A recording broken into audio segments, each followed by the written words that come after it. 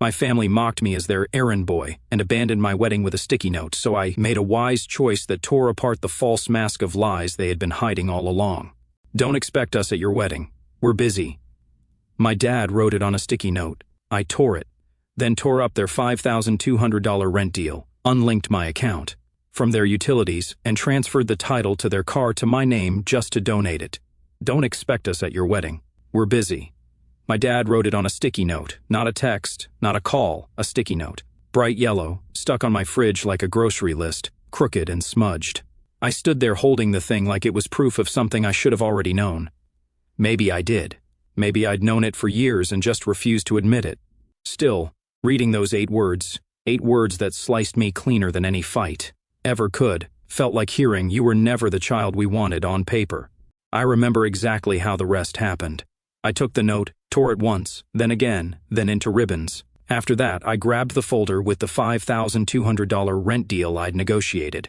For them, a deal that let them live in a 3-bedroom flat for half of what it was worth. I tore that too. Shredded the lease, unlinked my account from their electricity, water, gas, every bill they'd been too proud to say thank you for, every silent debt they pretended wasn't mine to carry. Then I took the car, the 2016 Mazda CX-5 I bought for them 2 years ago to help them get around, registered under my name because their credit was garbage. I drove it to the local shelter, signed over the title, and donated it to a charity that gives single moms rides to medical appointments. The same night, I changed my locks. That should have been the end. But the thing about people like them is they don't leave you alone when you finally say enough. They turn you into the villain of the story they wrote, the scapegoat for their failures. For years, I let them. For years, I wore the role of the silent helper, the loyal fool, the financial crutch, until that note. That sticky note turned something off in me, or maybe on. Maybe it woke up the version of me that still had a spine. This is the story of what came next. I wasn't always like this. I used to answer their calls on the first ring. I used to Venmo my mom $150 for groceries every other week. I used to fill up the gas tank before they noticed it was low. I used to cover the Netflix bill, the Spotify family plan, the parking tickets my sister racked up and lied about. At one point, they owed me over $12,000. I never brought it up. Why would I? I was the good son, the dependable one. Oliver always has it handled, they'd say. We don't worry about him. They didn't worry because I did all the worrying for them. It started 2 years ago when Dad lost his job. He called it early retirement, but it was a forced layoff after too many client complaints. Mom called it a blessing. Now we get to spend more time together, she said. More time meant more bills, and more bills meant more texts like, "Hey, we're a little short this month. Could you maybe cover the heating bill? It's brutal this winter." Or, "Your sister had some issues with her card. Can we borrow your backup?" It never stopped. The $5,200 rent deal I'd set up was supposed to help them float, subsidized by my own landlord, a client who owed me a favor. Yet they still wanted more. My sister Claire moved back in, just until she got on her feet. That was 14 months ago. She brought her boyfriend Max, too. He had 2 jobs, vaping and playing FIFA. They slept in my old room, said it felt nostalgic. I laughed the first time I saw them in bed, my childhood posters still on the walls. It felt like they'd colonized my ghost. Then things started disappearing. First, it was small, a $100 Amazon gift card I'd left on the dining table for Dad's birthday. Then $300 vanished from the joint emergency account I'd set up to help them out. I asked once, gently. Dad got pissed. "We're not thieves, Oliver. Don't act like your money gives you the right to police us." I dropped it, but I started paying attention. That's when I found the Facebook post. It was Claire. She'd uploaded a selfie in a restaurant, not just any restaurant, Germain. The upscale French place she used to call stupid expensive. In the caption, "My baby always spoils me, #date night, #realmanpay." In the background of the shot, half blurred, was my mother, sitting at the next table, laughing, holding a wine glass. My stomach sank. I reverse searched the reservation list using a dummy email I'd made for Dad years ago to manage online bookings. There it was. 4 guests, dinner for $480, charged to the same card I used to pay their rent. I printed the receipt, but I wasn't ready yet. I wanted to see how deep it went, so I let it continue. The next week, Claire asked if I could help with her credit situation. She said she'd ruined her score because of an abusive ex who opened fake accounts under her name. I nodded sympathetically, then ran a soft check on her history using a contact at a loan firm. No fraud, no fake accounts, just 4 unpaid buy now pay later debts. all for luxury skincare and concert tickets, all under her name. I didn't confront her. Not yet. Then came the worst part, the humiliation. Dad posted a joke video to the family WhatsApp group, me walking out of a store with a bag of groceries. He zoomed in and added a sticker that said, "Our errand boy." He captioned it, "Guess who's picking up dinner again? Thanks, wallet." Everyone laughed. Aunt Lydia sent a crying laughing emoji. Uncle Paul wrote, "Glad someone remembers their role in the family." Mom didn't say a word. Claire replied with, "Tell him to grab oat milk too. I'm out." I didn't respond. I just saved everything. Screenshotted the group chat, exported the thread, uploaded the video, archived it. The final straw came a week later. I got a notification my name had been used to open a new utility account. Same address, their apartment, but I had just unlinked my card. I called the provider. They said the account had been reopened online with a saved version of my ID. I checked the browser history on Dad's old iPad the next time I was over. There it was, my email, my password autofilled. They were stealing from me digitally, repeatedly, without shame. That's when I realized they didn't see me as family. They saw me as an ATM that says, "I love you," after each withdrawal. The final scene before the explosion, I came over for what was supposed to be a quiet dinner. Mom was stirring soup, humming to herself. Dad sat watching TV. Claire and Max were playing some loud TikTok video. On the counter was an envelope with my name on it. Inside, a single sticky note, "Don't expect us at your wedding. We're busy." No explanation, no context, just their final act of pettiness. I looked up. Dad didn't flinch. "Thought you'd want it in writing," he said, sipping his beer. Claire laughed. "We're going to the Algarve that weekend. Priorities, bro." That was it. That was the moment the switch flipped. I smiled, left quietly, then burned every bridge they thought I'd never dare touch. They didn't know I was coming. The dinner invite had gone out to close family only, but I'd already intercepted the message. Mom accidentally sent it to the old group thread, the one she forgot I was still in. I saw the date, the time, the guest list. They were calling it a celebration of us. Us, as in everyone but me. It was happening Saturday at the same restaurant where they burned through my credit card last time. Private room, pre-ordered menu, champagne on arrival. I RSVP'd through a fake name, then booked the adjacent table under mine. Not my first ambush, but it was going to be my last. I brought backup. Claire's ex, Theo, the one she swore cheated on her, assaulted her, ruined her life. He was tall, soft-spoken, and nothing like she described. When I reached out to him with screenshots and audio files from her hard drive, her own evidence folders, he didn't even ask why. He just said, "Tell me when and where." We met 30 minutes before dinner. I handed him the printouts, voice recordings, and copies of the messages she'd faked about him. He brought something I didn't expect, a restraining order draft he never filed. He'd been scared of her, not the other way around. He tucked the documents into a black folder and nodded once. "Let's break their twisted game," I said. The hostess tried to stop us. I smiled, showed her my ID, and said, "My name's on the reservation next door. I'll be joining family." We entered together. My mom's wine glass froze halfway to her lips. Claire dropped her phone. Dad just blinked like someone had hit him with a power outage to the brain. "Oliver," he said, standing up too quickly. "This is perfect timing," I said. "Thanks for reserving a seat." I pulled out a chair. Theo sat down next to me. I dropped a flash drive on the table. "Let's talk about family," I said. I started with the video. I mirrored it to the restaurant's TV screen. Claire's voice, stitched together from her audio folders, the ones she never thought I'd find. In one clip, she said, "If Oliver ever gets married, I hope they leave him at the altar." In another, distorted but traceable, "He's not family, he's funding. That's different." My mother gasped. My father slammed his fist on the table, but it didn't stop the playback. Then came the screenshots, Claire's edited texts, presented side by side with the originals. One thread where she pretended I called her a parasite, altered from a conversation where I said, "I hope you're okay." Theo opened his folder, laid down her plan in full, photos, notes, a timeline she wrote in her own words titled, "If he leaves me." Item number 1, leak fake assault accusation. Item number 2, send screenshots to his employer. Item number 3, destroy him with sympathy. My father stood up again. "This is disgusting," he snapped. "Where did you get this?" I looked him dead in the eye. "Your old laptop, the one you gave her. She never wiped the drive." He looked at Claire. She was pale, frozen. I wasn't done. "I'd like to introduce another guest," I said. From the entrance walked Marta, the landlord whose name was on the $5,200 rent deal. She held a clipboard with the printed account history and the forged lease renewal. That Dad submitted last month, the one that still used my digital signature. I didn't sign this, I said. I revoked access weeks ago. She nodded. And yet someone printed it, scanned it, and backdated the file to make it look valid.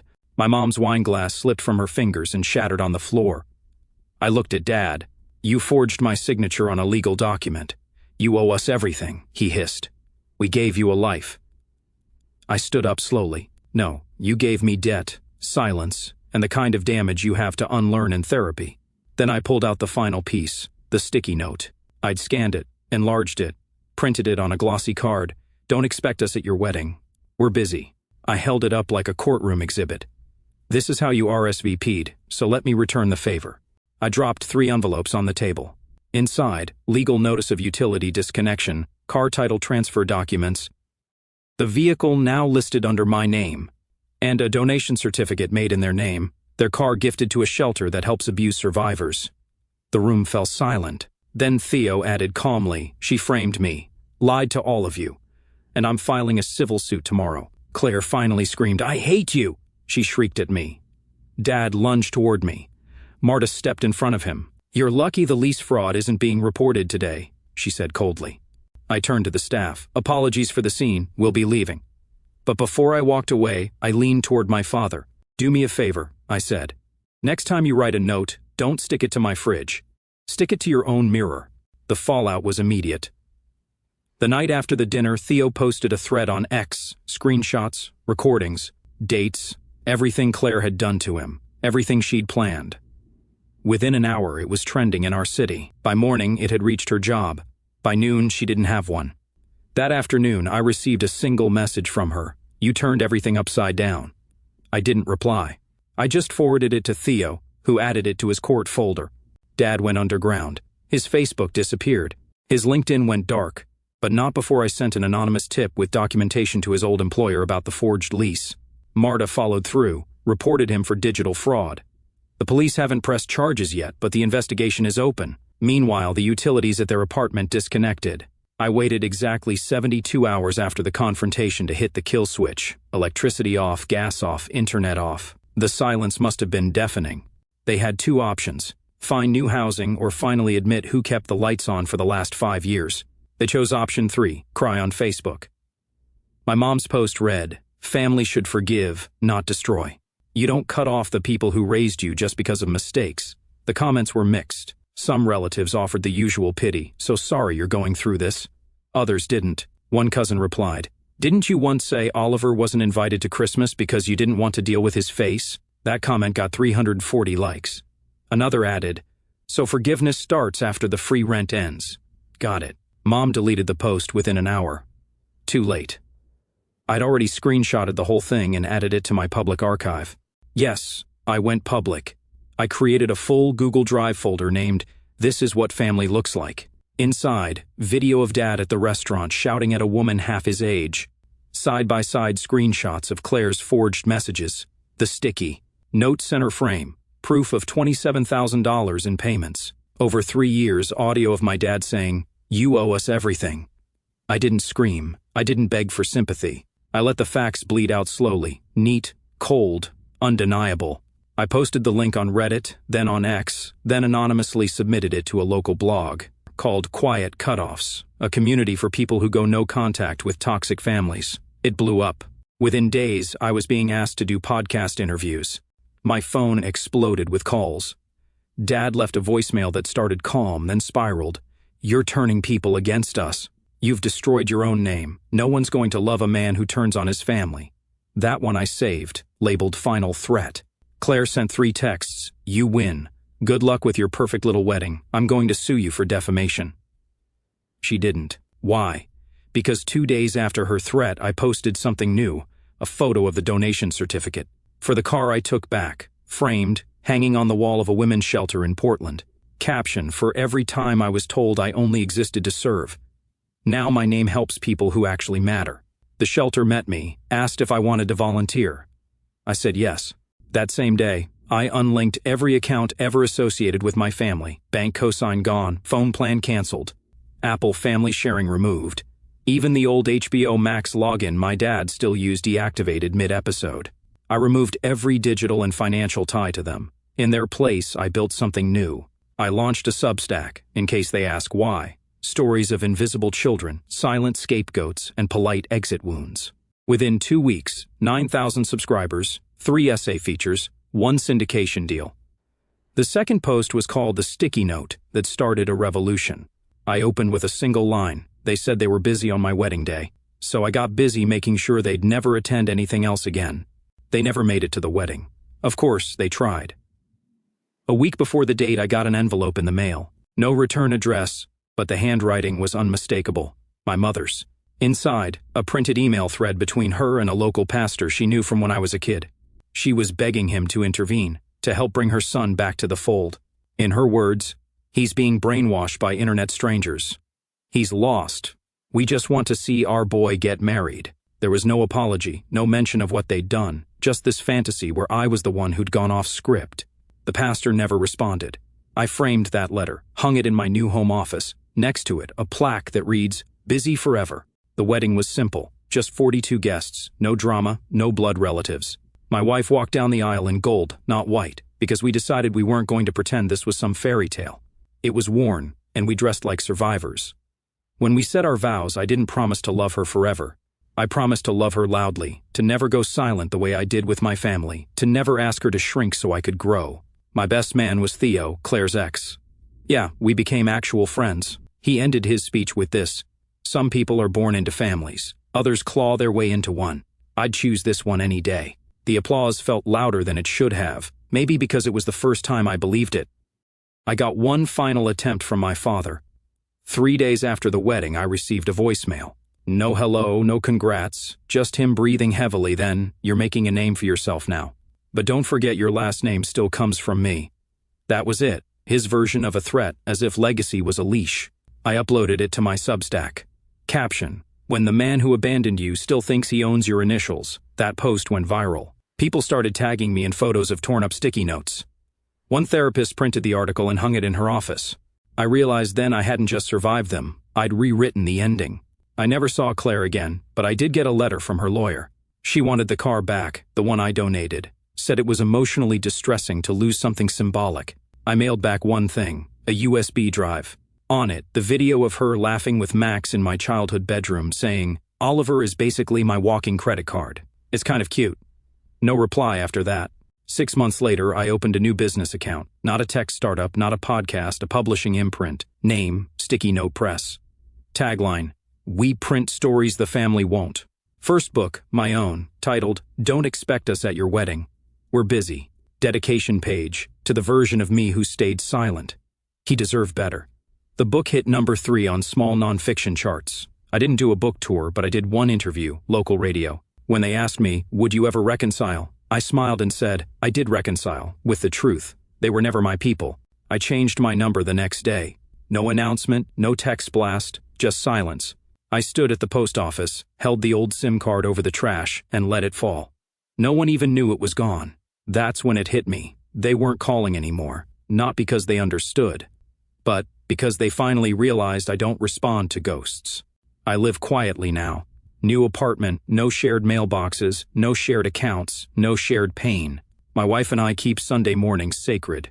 We drink strong coffee, sit on the balcony, and sometimes, when a sticky note flutters off a neighbor's fridge and lands on ours, we both laugh. Because now, when I see those yellow squares, I don't think of family. I think of fire, and how sometimes it's not enough to cut the cord. You have to burn the script.